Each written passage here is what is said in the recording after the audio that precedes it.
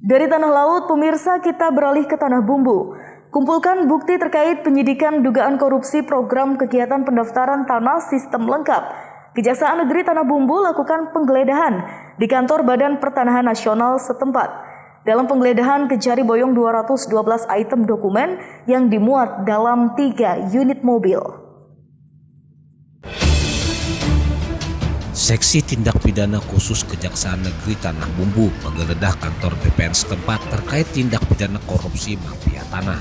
Penggeledahan melibatkan 10 orang petugas dari Kejari dengan kawalan anggota Brimob Polda Kalsel bersenjata lengkap Senin kemarin.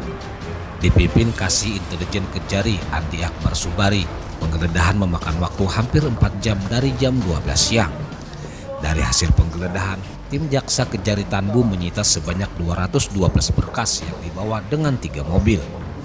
Penggeledahan ini tindak lanjut penyidik mengumpulkan alat bukti berupa dokumen terkait dugaan korupsi dalam program pendaftaran tanah sistem lengkap tahun 2017.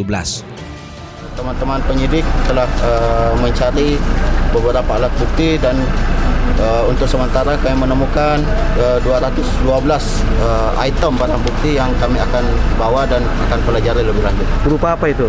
Berupa dokumen. Terus ada tersangka sudah yang ditetapkan dalam kasus untuk saat ini teman-teman penyidik masih sementara bekerja untuk mencari tersangka. Namun untuk sementara ini teman-teman penyidik Kejari Tanah Bumbu sedang fokus untuk menemukan alat bukti. Sejak beberapa bulan terakhir sedang bergulir dugaan keterlibatan mafia tanah dalam kasus program PTSL tahun 2017 di puluhan desa di Kabupaten Tanah Bumbu. Sesuai instruksi Jaksa Agung Republik Indonesia, seluruh kegiatan yang bersifat ada keterlibatan mafia tanah agar ditindaklanjuti.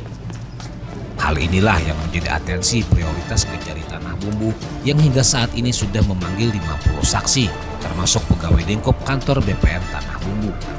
Namun hingga saat ini kejaksaan belum menetapkan tersangka dalam penyidikan tersebut. Dari Tanah Bumbu, Jainal Hakim, iNews melaporkan.